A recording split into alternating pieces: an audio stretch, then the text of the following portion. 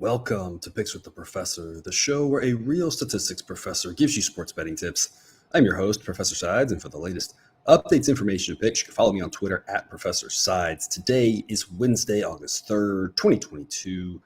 This episode covers all of today's Major League Baseball games. In case you're new here, I've built a mathematical model for win probability and totals using hitter and pitcher projections I've created along with weather data in order to make one side pick and one total pick on every game played 7 days a week, though there are no Sunday shows.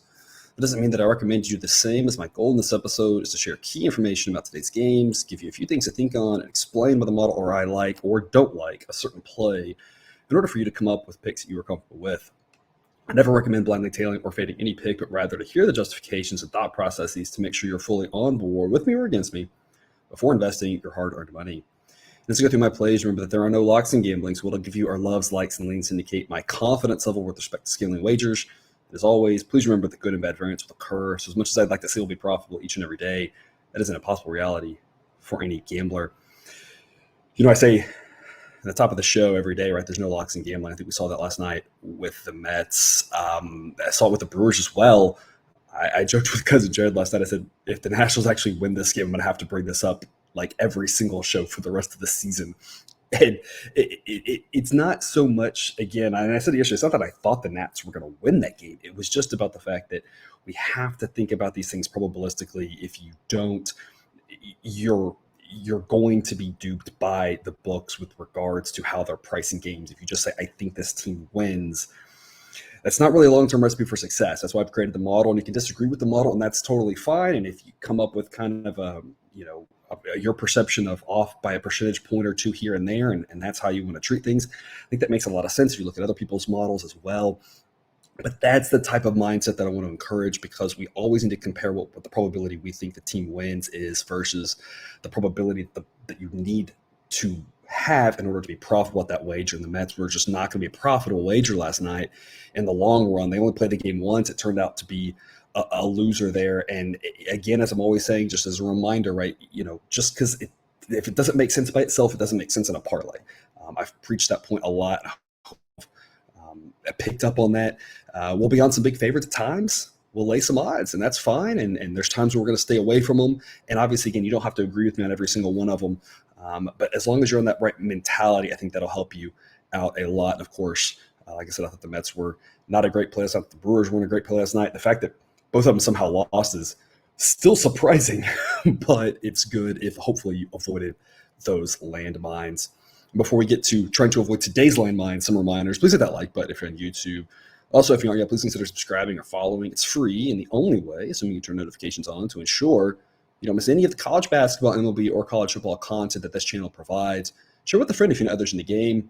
Hit me up on Twitter or drop a comment on YouTube. Love those and try to respond to as many as I can. I've also partnered with Horse Racing Today. If you like to play the ponies, you can find their stuff at horseracingtoday.net. They've got a team of 5 with over 125 years of combined experience at handicapping horse races. There's an angle they don't know or bias they can't identify. And today, their favorite play is over at the Finger Lakes Race 5. So check out their YouTube shows or their website. The links are in the description. Lots of day games today, as is custom on Wednesday. We'll start it off here at 12:10 Eastern with the Blue Jays at the Rays. One of two total plays I really want to highlight today. I love this over 8. It's an A-grade pick for me. Kikuchi versus Jalen Beeks. Beeks will be the opener today. It appears like they'll go with Ryan Yarbrough as a bulk guy behind him. Tampa does fairly well with these bullpen type games, and last time they did this with Yarbrough, it worked like a charm, like it did in years past. Yarbrough has really struggled this year and doesn't rate very well, but he's had some of that magic in the past, and it looked great. Here's the catch, though: the Blue Jays are an extremely right-handed heavy team and tee off on lefties. Beeks is a lefty, Yarbrough a lefty as well. Now Yarbrough throws a little bit weird as a lefty. I just don't see that throwing off this Blue Jays team. They're a bunch of good right-handed hitters for the most part. I think they're going to be able to score some runs, and Kikuchi's a guy I definitely do not trust. 4.86 ERA on the season. Advanced metrics say it should be a tiny bit worse than that. I think there's going to be some runs in this game. You have a pretty strong pitcher's park, of course, in Tampa, but it's also a park that is pretty conducive for doubles, and I think there's going to be a lot of doubles in this game and a lot of big innings.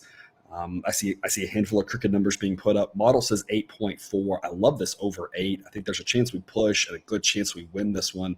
Like I said, I just see a lot of runs. I don't really know who scores them necessarily, with both teams definitely having the opportunity to.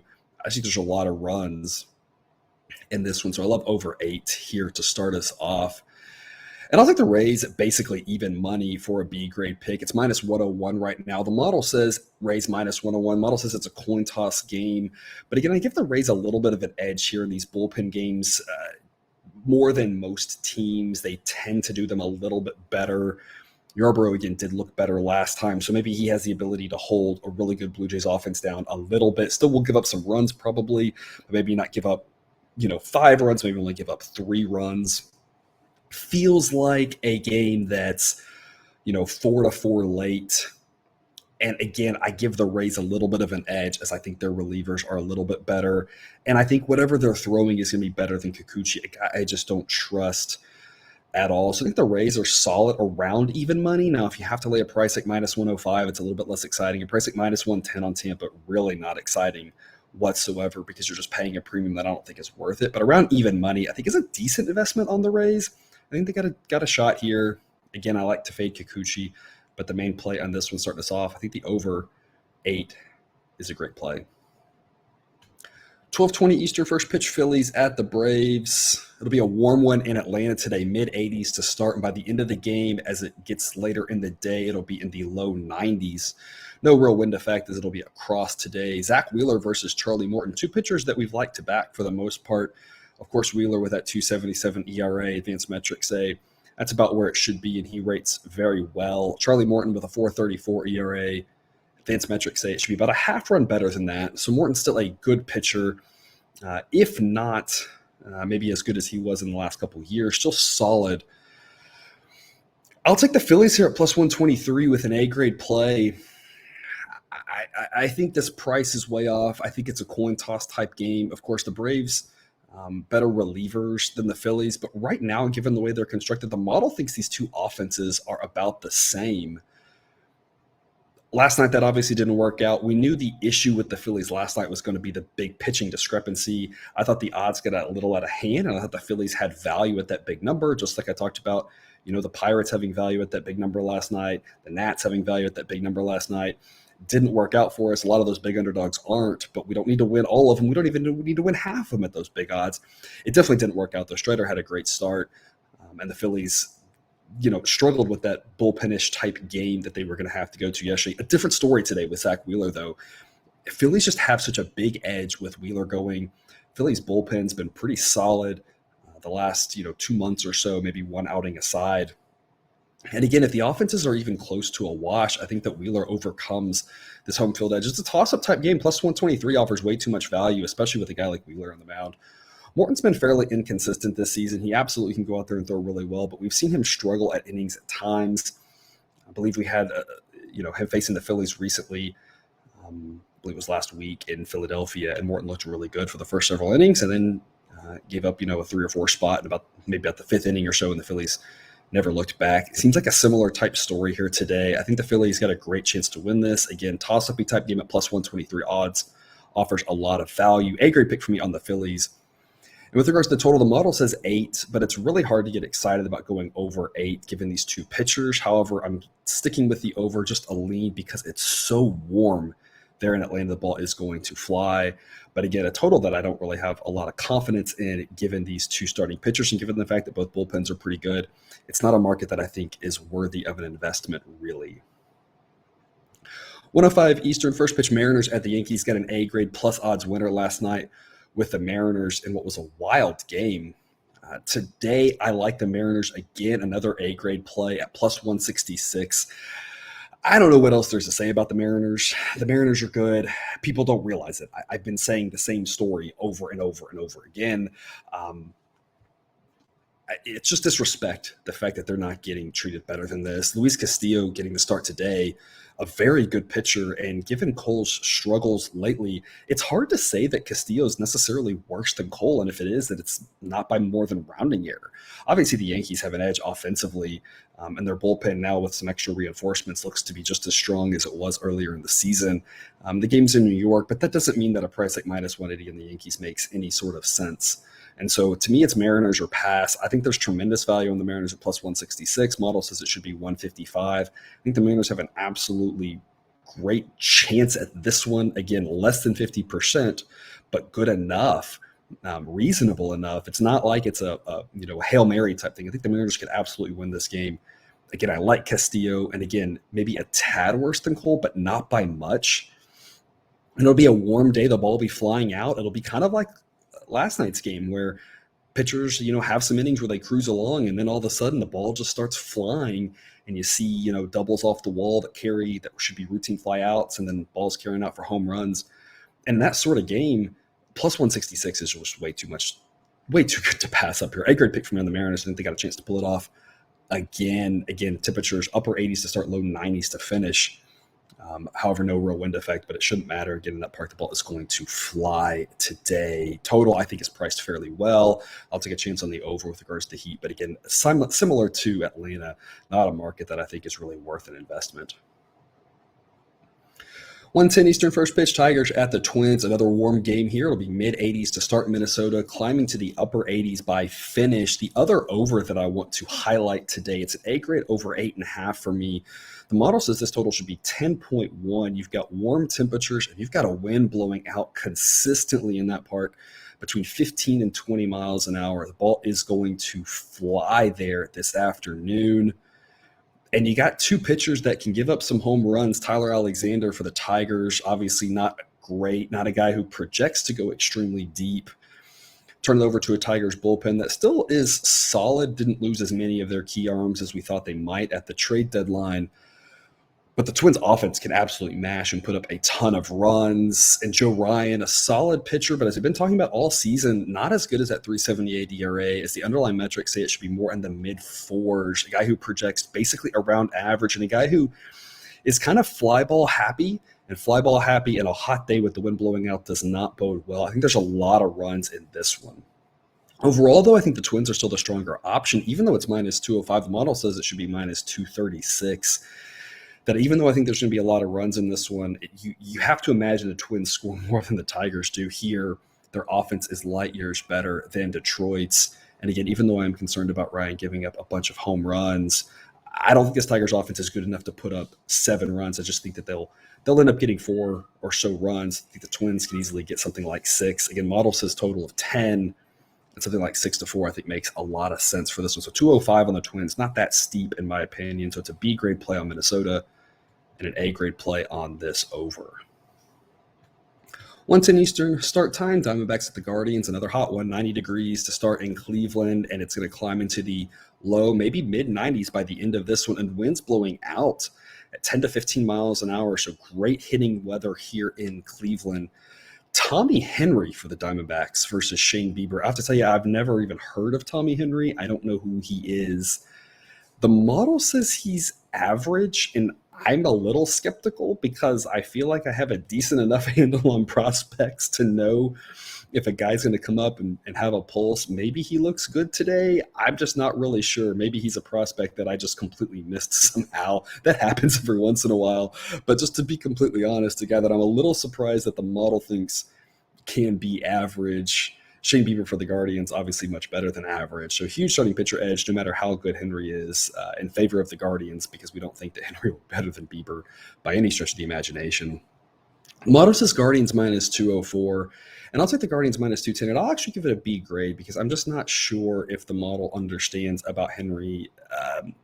Young pitchers coming up on average, don't tend to be better than the projections. They tend to end up being a little bit worse early on. So I just think that 210 is probably a reasonable price for the Guardians with Bieber. It's hard to see them losing this game. And I'll take over 8.5 with the B grade. The model says 8.9. Again, it's really warm weather. And if there is anything about Again, Tommy Henry not being average at all. The Guardians should score some runs in that weather with the wind blowing out. There's been more runs in this series than we thought there would be for the first two games. Kind of see that continuing today. The weather really sets up for an over. So I like the Guardians and I like the over in that one. 2:05 Eastern first pitch. Orioles at the Rangers. Got another A grade winner on the Orioles yesterday, and I tweeted about this. I think I've talked about this. If the books keep thinking that the Orioles aren't valued, then we're going to be on the Orioles a lot, at least for the rest of this month until that catches up. Today, there doesn't seem to be actually any value on the Orioles, so I was a little surprised about that. Maybe after these last two wins here, the number caught up a little bit. If so, it caught up a whole lot quicker than it's gone on the Mariners, which we've been waiting for a month now and still hasn't happened. But the model says this one should be Rangers minus 140. So right now it says that the price is pretty spot on, as you can lay 146 with the Rangers, take 135 with the Orioles. It's not really a great investment opportunity at this point. Martin Perez for the Rangers has been fantastic this season. Probably not as good as that 2.52 ERA, but not too much worse than that. And a guy who, again, has been pretty profitable for bettors to back all season long. So it's a guy you really have a hard time going against. Kyle Bradish for the Orioles, 7.01 ERA, not that bad though. Advanced metrics say it should be in the mid-4. So not a good pitcher, but maybe not quite as terrible as the ERA might indicate. I think this one's priced fairly well. I'll take a lean on the Orioles, but right now I just don't think there's a lot of value in the number. But we'll see if that number moves throughout the day, and if it does, maybe there'll be a better investment opportunity later. I do like this under 8, though. It is juiced at minus 121, but it's a B grade under for me. The model says 7.8. I think this game just stands a better chance of going under than over. And the Orioles have been more of an under team. The Rangers, a team I talk about not really knowing how to play with regards to totals, but with Martin Perez on the hill, it makes it a little easier to trust that under, given how good he's looked. And the Orioles have been offensively, again, not really a strong team for most of the season, other than one hot stretch that they had there. Their strength has been their bullpen.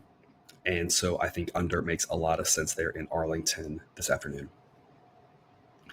2:10 Eastern first pitch, Royals at the White Sox. Another hot one there in Chicago. It'll be low 90s to start, by the end, mid 80s. A chance of rain, especially as the day moves along on this one. So something to keep an eye on. And winds blowing out or across around 20 miles an hour. So a strong wind there. And that can make a really big difference. Right now, it looks like it's a little bit helping the hitters blowing out. Maybe more across, so not quite as much of a help because it's not a true going to carry the ball, not a 20-mile-an-hour wind going to help it, because part of that wind is going to help push it a little bit left to right, but it is going to help push it out. Is the projection right now. It's something to keep an eye on, because if that shifts just a little bit and all of a sudden that's truly out or truly across, that could really affect things. One of those days that we've seen sometimes in Chicago where a high pop fly moves, 30 feet and infielders have a hard time catching it. So some big wins there in Chicago, and again, some rain. And if the game gets delayed and if the finish is later in the evening, the temperatures are going to really cool down. I love this over if the rain stays away. It's only a B grade right now because I'm not convinced that it will. And if we have a delay and we play in cooler temperatures, things start getting a little bit dicier and a little bit less exciting for me. So over 8.5 is a B grade play. Model says 9 because the model's thinking there's more of a decent chance that we can get this game in some warmer temps, but it's just too much variability for me to love there. Lance Lynn versus Brady Singer. Singer, a pretty good pitcher. Again, a guy we talked about, an ace for the Royals, maybe not an ace for other teams, but still good. Gets an 88 rating in my database. 3.51 ERA in the advanced metrics say a little bit better than that, actually, is how he's performed this season. Versus Lance Lynn, who 6.42 ERA and has still kind of struggled for the most part, maybe trying to figure it out. But I'm just not convinced that he's there yet. Even the underlying metrics for the season still say his ERA should be in the low 4. So not nearly what we expect, what we hope from him at full strength. I'm just not convinced he's quite there yet. In a hitter-friendly day, I think there's going to be some runs in this one. I think the Royals stand a pretty good chance behind Singer. So I'll take the Royals at plus 132 with a B grade play. The model says the White Sox should be a minus 131 favorite, but I think the model's a little bit higher on Lynn than I am personally. So I think the Royals have a little bit more value than the model thinks. So we've got a B grade play on the Royals and a B grade play on this over here in Chicago. 2:10 Eastern first pitch, Red Sox at the Astros. Red Sox surprisingly taking the first two games here in Houston amid a lot of trade rumors, a couple of trades happening, a couple of guys in and out. On the whole, the Red Sox seem to kind of stay in pat despite the fact that they move some guys in and out. They don't really appear any worse going forward. They don't really appear a whole lot better either. A team we've talked about just really hit by the injury bug, and that, what can you do? They've got Devers back now, which helps them out a lot. Still struggling with regards to the starting pitching, but they're at least in the thick of the wild card race. So if you're a Red Sox fan, you used to have something to watch the rest of the season. But they do kind of seem caught in the middle there, a team that you didn't really want to sell on, but a team that buying didn't necessarily make a lot of sense either. Today they'll throw Brian Bello versus Jose Urquidy. Bello, 8.82 ERA. Underlying metrics, though, say it should be in the low fours, though. So I'm not believing anything in the ERA. I think he's actually been okay. Not great, but okay. And the model projects him as average. I think that's pretty accurate here. He's probably going to be okay. I don't think he's got potential, of course, as a prospect to come through and be a good pitcher later on. I don't think he's good yet. I just think he's decent at this point. And again, I think that ERA extremely misleading. Of course, only in 16 innings. Urquidy, on the other hand, has his ERA down to 3.86. Advanced metrics aren't quite as friendly, but he's looked really good the last month or so, and a guy that's been a lot of fun to back. However, the model says this should only be Astros minus 155. A price like minus 191 on the Astros is not a price I can get behind. I'll take the Red Sox at plus 175 with a B grade pick. Lots of value here on the Red Sox. And again, it has nothing to do with whether I think the Astros getting swept or not makes a lot of sense. It's a similar story we saw with the Astros last week in Oakland. That third game, it's not about whether I think they'll get swept or not, because that really doesn't matter. The fact that the Red Sox won the first two games is, for the most part, largely irrelevant, other than potentially talking about pitchers that got used. One downside for the Red Sox is Tanner Houck went multiple innings last night, so that might affect his availability today. But of course, something like that you're talking about as probably a small chance of mattering, and relievers are so volatile anyway. That might hurt the Red Sox chances a little bit, but otherwise, the fact that the Red Sox won the first two games is pretty irrelevant. That's not really playing in these guys' minds. The Astros are going out every day trying to win. The Red Sox are going out there every day and trying to win. When we talk about tanking and distractions and things like that, a lot of times that affects more us as fans, maybe the front office stuff, but the players go out there most of the time giving it their all. So I don't really think there's the Red Sox, aren't going to be able to sweep the Astros or something. We saw the A's do it last week. That doesn't mean the Red Sox win. In fact, I think the Astros are more likely to win than the Red Sox. I have them at about 61%. I just think if the Red Sox win this 39% of the time, that plus 175 offers a lot of value. To me, it's Red Sox or pass. Like I'm always talking about, I think there's value on the Astros, and I think that translates to I don't think there's value on the run line. I don't think there's value in the first five. I don't think there's value if you throw the Astros on a parlay. I just think you got to find a way to either like the Red Sox or I think stay away from the side on this one, as I just think the market's out of hand. The Astros probably more likely to win, but at those prices, it's just not a good long-term investment. Total-wise, I think it's priced really well. I'll take a flyer on the under, but I think 8.5 is a great number to hang on this one, and not one that I really think is an investable opportunity. One late afternoon game here at 4:05 Eastern, Mets and the Nationals. Another hot one, low 90s in Washington to start, around 90 degrees to finish. Wind blowing out at about 5 miles an hour consistently throughout the night. So a slight boost on the wind, probably not too much. Biggest effect here going to be the hot temperatures. Chris Bassett versus Anibal Sanchez. Bassett, a pretty good pitcher, 3.83 ERA on the season. And advanced metrics say he's actually been a tiny bit better than that versus Anibal Sanchez. Not as bad as that 7.47 ERA in the 15 and 2/3 innings he's gone. But the advanced metrics so far for the season have not been friendly, and the projection also not friendly. Huge starting pitching edge for the Mets, obviously a huge edge on offense and a huge edge in the bullpen. This one I'm actually comfortable laying the odds with the Mets, as opposed to yesterday. The model says it should be minus 260. So minus 234 on the Mets is actually a B play. Go ahead and throw the Mets in your parlays today if you want to. If you want to take them on the run line, I think that's fine as well. I think the Mets are a good opportunity here to bounce back. Nats still not a good team. They weren't expected to win last night. They did. All about the price in a situation that we didn't know exactly what we would get from DeGrom. And turns out we didn't get, again, ace DeGrom. and baseball's random, and so it was all about the price. There was a lot of value, but here I think there's some value on the Mets. I think they win this more times than the odds indicate. So minus 234 is a B grade play for me on the Mets. And another total that I think is priced really well. Model says 9.1. I think the total of 9 is priced pretty accurately. I'll take a chance on the over, but again, a market that I don't think is that investable, as I think they've hung a pretty good number there in Washington. 6:40 Eastern, first pitch, Reds at the Marlins. Mike Minor versus Sandy Alcantara. A massive starting pitcher mismatch here. I don't think I'm breaking any news to you here. Our boy Sandy, one of the top contenders for the NL Cy Young and a fantastic season. ERA still hanging right below 2. And again, we faded him a handful of times recently because, again, it's all about the price, and he's been overvalued. He can only do so much, and he can go deep, and that does help, but he can't score runs, and he's not perfect. He gave up several runs to the Mets. He gave up, I think, 4 runs to the Mets last time out as we faded him, and that was a profitable decision. And again, the underlying metrics say his ERA should be around 3, which is still really, really, really good, but it's not 2, right? And so, again, one of the best starting pitchers in my database, definitely a top 5 pitcher this season. But again, a guy we have to watch out on the price for, and a guy we've mostly been fading. However, today, I think there's some value on the Marlins, so we're going to flip, and we're actually going to back him today, mainly because Mike Minor is not good. 6.31 ERA, underlying metrics of 6. Every time he goes out, the model continues to say, oh yeah, he's not good, right? At the start of the season, it was like, well, it's only a bad outing or 2. He's had decent numbers historically. Maybe it'll get better, but every time he goes out, he seems to struggle.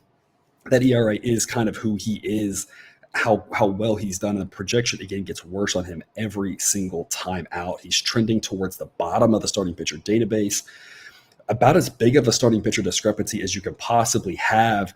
And I don't think this price is large enough here. As long as this number starts with a 1, I think it's a pretty solid investment on the Marlins. It's a B grade pick at 197. It's not a good enough investment to give it an A grade because this price is fairly steep, but model thinks around 200 makes a lot more sense. So again, as long as you get a number starting with a 1, I think it's a good investment opportunity on the Marlins. Just not great because, again, it is a steep price, but the pitching discrepancy here is just through the roof. Offensively, neither one of these teams are exciting. Bullpens, neither one's really exciting either. The Marlins have a better bullpen than the Reds, but of course, with Sandy on the hill, that might not matter as much. Biggest thing is this Marlins offense is terrible, but with Minor and the Reds relievers, they ought to be able to score something. If they can't off these guys, might as well just pack it in for the rest of the season. In another situation where I think the total is priced pretty well, model says 7.2. I'll take a flyer on the over at plus odds, but not a total that I really recommend getting involved with. 7:05 Eastern, first pitch, Brewers at the Pirates. You'd be surprised to hear me say it, but another warm one, around 90 degrees to start in Pittsburgh, and we're going to close around 80 degrees. Breeze blowing in at about 5 miles an hour the entire game, so really strong hitting weather early on despite a breeze blowing in, but by the end of the game, not quite as friendly as the temperature will be dropping. You will still have a slight breeze knocking the ball down. Freddie Peralta makes his return from injury versus Tyler Beede. Beaty's a guy who isn't really stretched out as a starter, so a guy who has started in the past might end up with 3 or 4 innings. If he starts rolling, they might let him go a little bit longer, but a guy who, based off how long he's gone this season, doesn't seem like a guy who's going to be able to get 5 innings in and turn it over to a pretty bad Pirates bullpen. And of course, the Pirates offense isn't good. So the Brewers, of course, have every edge possible in this game. Peralta, 4.42 ERA in the season. He's not that bad. The underlying metrics for his almost 39 innings say his ERA should be around 2.5. So Peralta's a guy who I think is pretty good. The model likes him. I like him as well. Again, Brewers have every edge possible other than being on the road. It's just laying a price that starts with a 2 on the Brewers on the road. I just don't think makes a lot of sense. It's Pirates or pass. I said the same thing yesterday. If you want to pass, I don't think that's a bad idea because the prices in the Brewers are just too out of hand, in my opinion. Model says this should be Brewers minus 170. I'll take a flyer on the Pirates with a lean, just a C-grade pick. I don't like it. I didn't like yesterday's. I just think in the long run, it's a decent investment opportunity. All about the value here. Never think the Pirates are going to win, but every once in a while they accidentally do. Again, the price is just too high, in my opinion, to back the Brewers. But I do like this under at 8.5. It's a B grade play. Model says 8.2. This Brewers offense, like we kind of talk about, is very hit or miss. They can hit some home runs and get things going and put up 10 runs in a heartbeat, but they also can disappear because they're so reliant on that home run. It's an offense that really trails behind a lot of the teams that they're trying to compete with in the National League.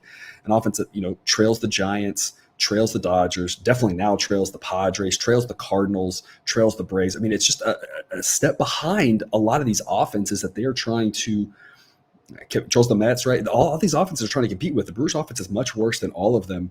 And so it's not a team that I just have confidence in score a lot of runs. They're high variance, so it's hard to give anything really an A-grade play with them because you just never know exactly what they're going to do.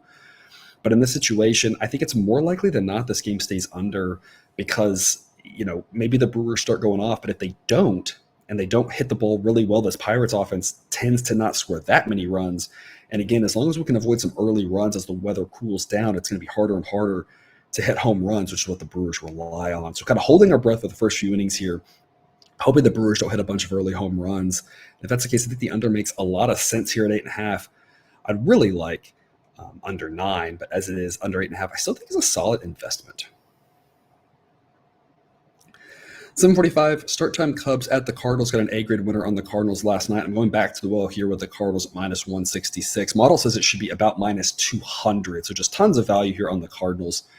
Cubs remain largely unchanged with regards to their offense. Still a below average offense that could have gotten a lot worse. Could have entered Nationals territory, but didn't. The issue is they've traded almost all of their good relievers, and now their bullpen rates very poorly. And I don't think that bodes extremely well. Now, I do like Justin Steele here. I think he's better than average, but I don't think it's a situation where I trust him to go 8 innings against this Cardinals offense. That seems highly unlikely. He probably gives up a few runs. He probably makes it maybe 6 innings, and then the Cardinals have 3 innings if needed. I don't think they'll need them to tee off on some of these Cubs relievers that just aren't that good at this point. I think the Cardinals win this game. I think this game is severely underpriced, just like yesterday's was. I love the Cardinals here at minus 166. Michael is a 2.86 ERA, probably not that good, but still an above-average pitcher and one who I think is better than Steele. So the Cardinals here edge with relievers, edge on offense, edge at starting pitcher, and at home. All kind of lines up solid enough edges to be laying these prices and be very comfortable that we're not laying too big of odds here. So I love this Cardinals, again, minus 166. And with regards to total, I'll take the under 8. The model says 7.2. I don't really trust the Cubs to score these days. And weather-wise, it is going to be mid-80s to start, but it'll cool down into the upper 70s to finish. Winds will be blowing in at 5 to 10 miles an hour. And there is a chance of rain, which if there's delay, pushes this game later into the night and cooler temperatures. So again, it's another situation kind of like in Pittsburgh where we're maybe holding our breath a little bit early, hoping there's not too many home runs. But as the temperature cools off, maybe if a rain delay pushes this game later into the night, we're talking about a situation where the ball is not going to carry that well. And I see it being a lower scoring game, kind of like last night. I'm thinking, a similar type score. Cardinals should win. Cardinals should win handily. I don't think they'll be able to put up 8 runs by themselves, and I'm not sure how many the Cubs can put up, but I don't think it's a very big number against a pitcher of Michaelis's caliber. To the late games, 9:35 Eastern first pitch. A's at the Angels. It'll be mid-70s to start, around 70 degrees to close, and a slight breeze blowing out. It's kind of a normal night here in Anaheim for this time of year. James Kaprielian versus Shohei Ohtani, of course, a massive starting pitcher mismatch. The other just a huge one that we talked about, having one earlier in the Marlins game against Minor, and this is the same sort of situation. Ohtani might be the best pitcher in baseball right now other than a fully healthy Jacob deGrom. He's been insanely good, 2.81 ERA, but the advanced metrics say it should actually be in the low 2s. So Ohtani just gets all the credit in the world with how well he's pitched. And Kaprielian, a guy who I've talked about before, the model does not like. I'm not a huge fan of him. A 4.50 ERA, the advanced metrics say it should be about a full run higher. A guy who's benefited from pitching half his games in Oakland and still has a 4.5 ERA that doesn't bode well. So a huge edge here pitching for the Angels. Unfortunately, that's about the only big edge they have. They probably have an edge offensively just because the A's offense is so terrible. But relievers now, after trading Iglesias, their relief corps rate's worse than Oakland's. And so while the Angels have a huge edge with Ohtani, that's what you're betting on if you're backing the Angels. And I think a price like $227 is just way too high. If you like the Angels here, what I'd encourage you to do, rather than trying to back the Angels, trying to back the run line, trying to back a first 5 or first 7 or something like that, I would just invest in Ohtani props, because I just don't think that the investment opportunity makes a lot of sense if you're backing the Angels as a team. There's too many things that can go wrong there, and the only thing that you have going for you is Ohtani. So why not just isolate Ohtani and just think you think he's good? Otherwise, I don't think you can invest in the Angels here, because everyone knows Ohtani is good. The sports books know it as well. The model knows Ohtani is good, and it's hard for the model to give him an any better rating than he has. And so backing the Angels, like I said, the only way you can do that, in my opinion, is if you think there's something this offense that you think this offense is good. And I hate to be the bearer of bad news, but if you think that, that's not the case, right? Especially not without Trout.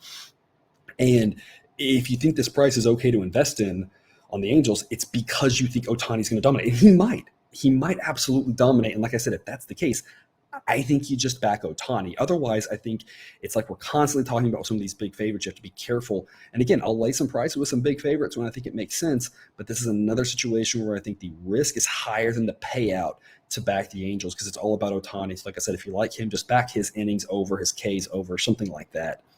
Otherwise, though, I'll take a flyer on the Athletics. Again, the model thinks here minus 190 is the right price. So plus 205 is a decent investment on the A's. Only a lean, though. I don't think it's worth a huge investment, because fading Ohtani never makes a lot of sense. But we'll put 1 unit down, and if we win, we get 2.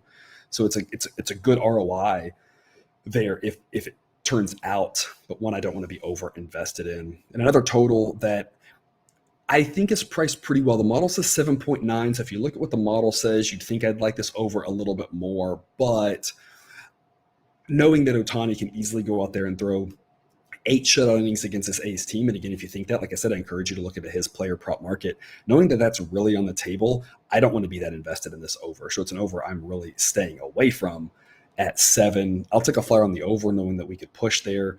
If it's just a 6.5, I take the over, just because 6.5s are usually decent overplays. But even though the model says 7.9, it's not one that I really like there in that one. 9:40 Eastern, first pitch, Rockies at the Padres. No line on this one, and I have to assume it's because we're not exactly sure if Bell and Soto will be in the lineup tonight. I assume they will be. I don't really see why they wouldn't. Right now, though, it's an interesting situation. I pull rosters in every morning from what the active rosters are, and so those players are not listed on the Padres offense. So I'm doing some manual work to try to project what the Padres offense is, also considering the fact that the Padres may not have either one of those guys. Again, just because that's the only reason I can assume why there's no line. Otherwise, I would assume they'd play. I don't know why they wouldn't. I don't know why they wouldn't be out there. And if so, why isn't there a line? Because both starting pitchers are confirmed. So I just assume that there's some issue with that. Once these guys officially get confirmed on the roster, if needed, I can update this number in the sheet, and I'll make an official pick once we have lines, once all the dust is settled. But again, we have confirmed pitchers in Chad Kuhl and Blake Snell, and I assume those guys will be out there. Again, I can't see why they wouldn't, but that's the only snag I can imagine getting a number out for this game. Otherwise, in San Diego, it'll be low 70s to start, upper 60s to close. Kuhl's a guy who I don't think is quite as bad as that ERA, that 4.59 ERA. The advanced metrics don't like him. The model doesn't like him. I don't think he's that bad, but the model just does not think he's very good whatsoever. But a guy with a 4.60 ERA pitching half his games in Coors can't be too terrible, and he is at about the 100 inning mark. So it's not like it's complete small sample size here. Again, but a guy the model doesn't like whatsoever. Blake Snell's pitched fairly well lately, and his underlying metrics are better than his 4.43 ERA, but not a guy that you have a ton of faith in. The model does think he's above average, but not as good as his Cy Young days. Again, right now I'm posting a number of Padres minus 236 and a total of 8, but that might change throughout the day just once we figure out exactly what's going on with this game. Again, I'll post a pick on Twitter and in the sheet once all of that gets settled. To close us off here, 9:45 Eastern, first pitch, Dodgers at the Giants. Got another A-grade winner on the Dodgers last night. I'm going back to the well for the third night in a row. A-grade play on the Dodgers. Like I said, anytime the model thinks the Dodgers have an edge, it's worth investing, in my opinion. The model struggles sometimes with outliers and how good they are. The Dodgers have been a really good team to back. And tonight I think that the price is short again. Again, I will say I don't think this Giants team is that good. Their bullpen They got back in it last night, scrapped out some runs and got back in it, and their bullpen gave it up because, again, that bullpen is terrible. Again, I think this price is too short. The model says Dodgers minus 173 at minus 157. It's an A-grade play on the Dodgers. It's not so much that I like Urias. I don't think he's as good as that 271 ERA. I think it should be about a full run higher. But the model still rates him out as an 86. So the model knows all of these things and says he's still solid. He's still a good pitcher. I just don't think he's 271 competing for the Cy Young good. I don't think he's excellent, but I think he's still good. Cobb has a 406 ERA, but the advanced metrics actually have him in the upper two. So the model says that Cobb the underlying metrics say that Cobb has actually been a better pitcher with regards to the rate stats. Of course, one of the bigger differences is that Cobb hasn't been a guy who's had the good luck for whatever reason and a guy who hasn't gone as deep into games. So the model thinks Urias is a little bit better. I think these starting pitchers are mostly a wash, but when you talk about the starting pitchers being a wash, even though the game's in San Francisco, the massive edge that the Dodgers have on offense and the massive edge that the Dodgers have with regards to the relievers, they are absolutely the right side, in my opinion, at a number like minus 157, especially, again, when you consider what we talked about yesterday, the Giants do not hit left-handed hitters well, and now that they've traded Dustin Ruff away, they're going to be even worse against lefties. That doesn't bode well for him tonight against Urias. Urias is a guy who's probably going to give up some runs somewhere, maybe surprise some people, and that he's not as good as that ERA. But tonight doesn't set up to be that way, given that the Giants are such a left-handed, heavy-hitting team. It's a situation where Urias should have some success against, again, a Giants offense that against left-handed pitching I have as below league average. Again, Giants bullpen, absolutely terrible. I don't know why the Giants are getting the respect they are. I don't think they're very good. This Dodgers team, of course, as we know, is. So A-grade play for me on the Dodgers. Another total that I think is priced fairly well. Model says 7.4. I'll take a flyer on the over 7.5, mainly because it's at minus 102, but it's a total that I don't think is worth the investment because I think it's priced extremely well. So that's all the games for today. I'll recap the A plays here. Starting off in the afternoon, I've got the over 8 in Toronto and Tampa. I've got the Phillies at plus 123 at the Braves. I've got the Mariners at plus 166 at the Yankees. I've got the over in Detroit and Minnesota, over 8.5. I've got the Cardinals at minus 166 at home against the Cubs, and I've got the Dodgers at minus 157 at the Giants. And that's all I have for you today. Thanks for tuning in to another episode of Picks with the Professor. And a reminder to check out the Google Sheet for model picks, projections, and results. You can find that link and more at the website, www.pickswiththeprofessor.com. If you haven't done so yet, please click that subscribe button to ensure all the sports betting content we provide on this channel is dropped right into your feed. I'll see you tomorrow. And until then, remember, you can eat your betting money, but please don't bet your eating money.